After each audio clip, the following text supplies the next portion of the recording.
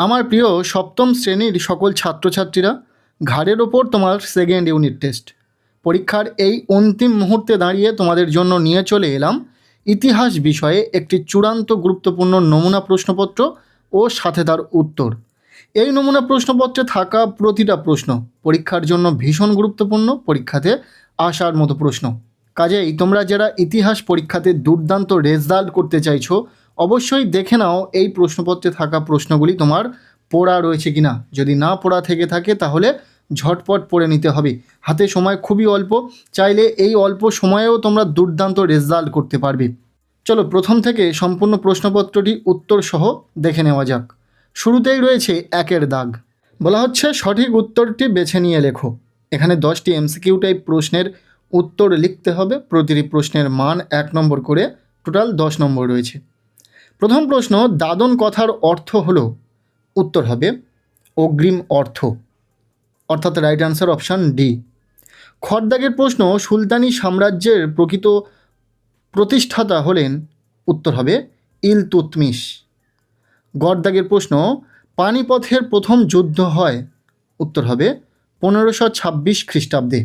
এখানে আমরা সঠিক উত্তরটিকে প্রশ্নের ঠিক নিচে দিয়ে রেখেছি শুধুমাত্র তোমাদের সুবিধার্থে। এরপর ঘরদাগের প্রশ্ন, নগর শব্দটি এসেছে, উত্তর হবে সংস্কৃত থেকে। উমর দাগের প্রশ্ন, সৈয়দ বংশের প্রতিষ্ঠাতা ছিলেন, উত্তর হবে খিরিজ খান। নেক্সট চদ্দাগের প্রশ্ন, দরবারে সিজদা ও পাইপস প্রথা চালু করেন, উত্তর হবে গিয়াসউদ্দিন বলবন।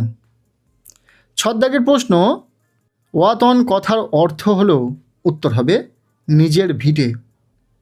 এরপর যে প্রশ্নটি রয়েছে, বিজয়নগরের সর্বশ্রেষ্ঠ শাসক ছিলেন, উত্তর হবে কৃষ্ণদেব রায়। বারংবার পরীক্ষাতে এই প্রশ্নটি দেয়, ভালো করে দেখে রাখো। এরপর ঝদাগের প্রশ্ন, সড়ক ই আজম নির্মাণ করেন, উত্তর হবে শের শাহ। এটিও ভীষণ গুরুত্বপূর্ণ একটি প্রশ্ন। নেক্সট ইয়োরদাগের প্রশ্ন, টঙ্কা হলো, উত্তর হবে রূপোর মুদ্রা। ব্যাস, এই ছিল একের দাগ থেকে 10টি এমসিকিউ টাইপ প্রশ্ন, যেগুলো আমরা উত্তর সহ দেখে নিলাম। এরপর রয়েছে প্রশ্নপত্রের 2-এর দাগ। বলা হচ্ছে নিচের প্রশ্নগুলির নির্দেশ মতো উত্তর দাও।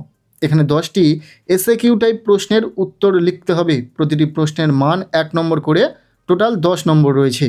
প্রথম 2.1-এ রয়েছে 2-1 কথায় উত্তর দাও। এখানে 6টি প্রশ্ন রয়েছে, প্রত্যেকটি প্রশ্নের মান 1 নম্বর করে।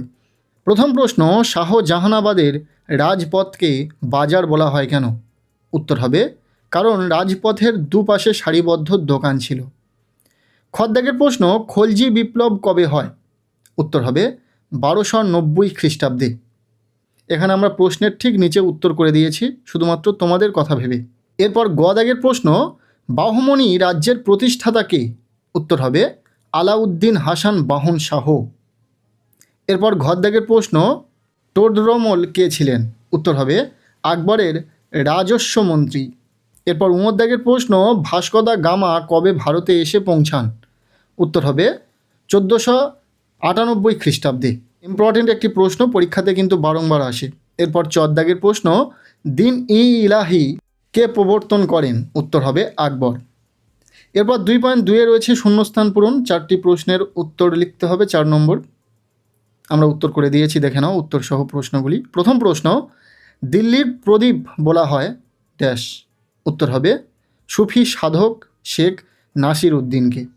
খদ্দাগের প্রশ্ন, আমুক্ত মাল্য গ্রন্থের লেখক হলেন ড্যাশ, উত্তর হবে কৃষ্ণদেব রায়। ভীষণ ইম্পর্টেন্ট একটি প্রশ্ন। এরপর গদ্দাগের প্রশ্ন, আকবরনামা রচনা করেন ড্যাশ, উত্তর হবে আবুল ফজল। এই প্রশ্নটিও বারংবার পরীক্ষাতে আসে।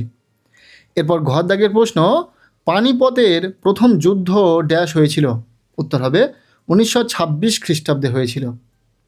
এই ছিল এসএকিউ টাইপ কিছু প্রশ্ন, আমরা সেগুলির উত্তর করে দিলাম। এরপর রয়েছে প্রশ্নপত্রের 3-এর দাগ। বলা হচ্ছে নিচের প্রশ্নগুলির উত্তর লেখো 2-3টি বাক্যের মধ্যে। এখানে 2 মার্কের প্রশ্ন রয়েছে, 4টি প্রশ্নের উত্তর লিখতে হবে, টোটাল 8 নম্বর। আমরা 2 মার্কের প্রশ্নের ক্ষেত্রেও উত্তর করে দিয়েছি, দেখে নাও উত্তর সহ প্রতিটা প্রশ্ন। প্রথম প্রশ্ন, বিজয়নগর রাজ্যের বিখ্যাত শাসক কে ছিলেন, তার বিখ্যাত গ্রন্থটির নাম কি, উত্তর হবে বিজয়নগর রাজ্যের সবচেয়ে বিখ্যাত শাসক ছিলেন তুলুপ বংশের কৃষ্ণদেব রায়। তার রচিত তেলেগু ভাষার বিখ্যাত গ্রন্থের নাম আমুক্তমাল্যদা। ইম্পর্টেন্ট প্রশ্ন। এরপর খদ্দাগের প্রশ্ন, দাগ ও হুলিয়া কি? উত্তর হবে মুঘল সম্রাট শেরশাহ ও আকবর তাদের সেনাবাহিনীতে দুর্নীতি রোধ করার জন্য দুটি প্রথা চালু করেছিলেন।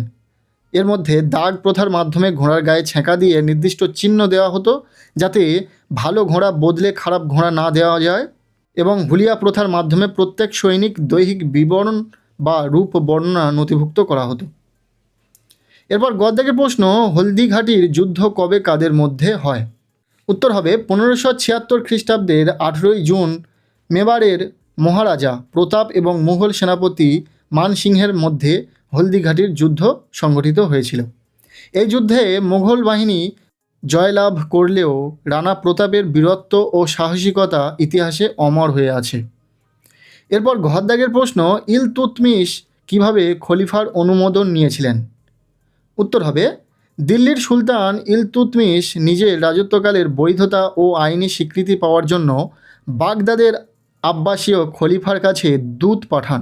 খলিফা সন্তুষ্ট হয়ে তাকে সুলতান ই আজম উপাধি এবং দিল্লির স্বাধীন শাসনের স্বীকৃতিপত্র বা খিলাত প্রদান করেন, যার মাধ্যমে ইলতুৎমিশ খলিফার অনুমোদন পান।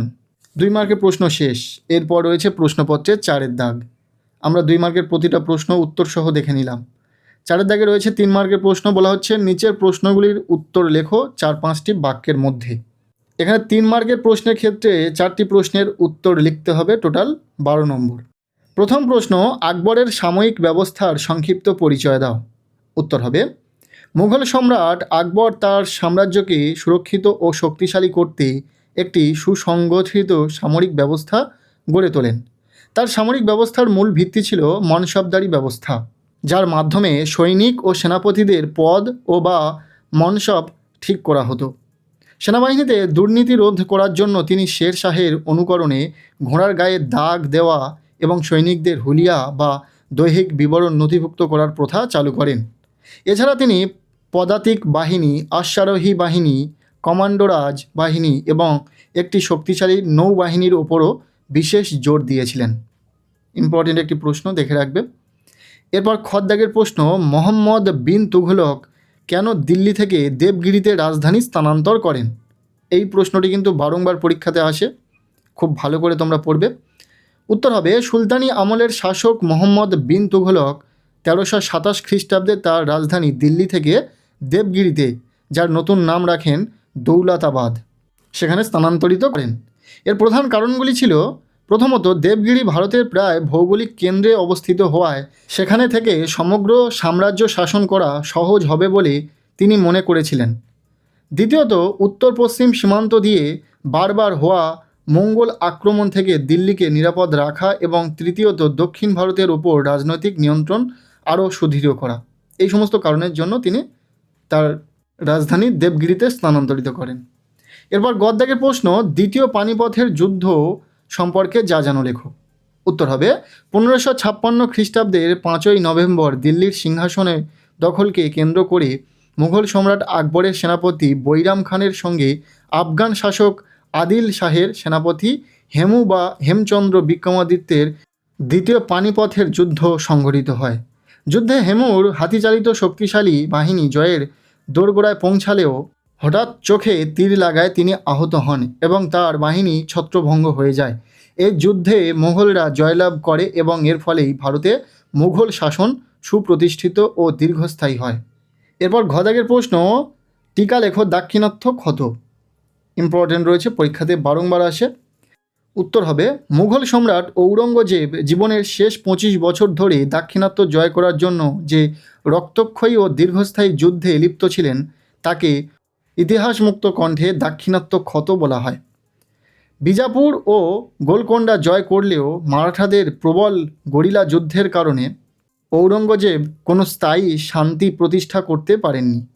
এই দীর্ঘ যুদ্ধে মুঘলদের প্রকাণ্ড অর্থভাণ্ডার নিঃশেষ হয়ে যায়, লক্ষাধিক সৈন্য ও ঘোড়া মারা যায় এবং মুঘল সাম্রাজ্যের ভিত শক্ত হওয়ার বদলে অভ্যন্তরীণভাবে দুর্বল হয়ে ভেঙে পড়ার উপক্রম হয়। এই ছিল 3 মার্কে কিছু প্রশ্ন। এরপর রয়েছে প্রশ্নপত্রে 5 দাগ। বলা হচ্ছে নিচের যে কোনো 2টি প্রশ্নের উত্তর দাও। 8-10টি বাক্যের মধ্যে। এখানে 5 মার্কের বড় প্রশ্ন রয়েছে, 2টি প্রশ্নের উত্তর লিখতে হবে, টোটাল 10 নম্বর। এখানে যে 5 মার্কের প্রশ্নগুলি রয়েছে খুব ভালো করে পড়বে, পরীক্ষাতে আসার সম্ভাবনা রয়েছে। প্রথম প্রশ্ন, আলাউদ্দিন খিলজির বাজার দর নিয়ন্ত্রণ নীতি সম্পর্কে যা জানো লেখো। ইম্পর্টেন্ট একটি প্রশ্ন। এরপর খদাগের প্রশ্ন, শের শাহের শাসনতান্ত্রিক সংস্কারগুলির সংক্ষিপ্ত পরিচয় দাও। এটিও পরীক্ষাতে আসে। এরপর গদ্দাগের প্রশ্ন, মোহাম্মদ বিন তুঘলক কী কারণে রাজধানী স্থানান্তর করেন, তার এই পরিকল্পনা সফল হয়নি কেন, তাকে খামখেয়ালি রাজা বলা কতটা যুক্তিসম্মত সে বিষয়ে তোমার মতামত দাও। এই প্রশ্নটিও ভীষণ গুরুত্বপূর্ণ একটি প্রশ্ন, খুব ভালো করে পড়বে। এই ছিল 5 মার্কের কিছু গুরুত্বপূর্ণ প্রশ্ন যেগুলি তোমরা পড়বে। এছাড়াও সম্পূর্ণ প্রশ্নপত্রে থাকা প্রতিটা প্রশ্ন খুব ভালো করে পড়বে, পরীক্ষাতে অবশ্যই কমন পাবে। আজকের এই ভিডিওটি কেমন লাগলো অবশ্যই জানিও। ভালো লেগে থাকলে লাইক করে দিও, চ্যানেলে নতুন হলে চ্যানেলটিকে সাবস্ক্রাইব করে রাখো, আর পারলে ভিডিওটি প্রচুর শেয়ার করে দাও। প্রত্যেকের ইতিহাস পরীক্ষা খুব ভালো হোক, সবার জন্য শুভকামনা রইল।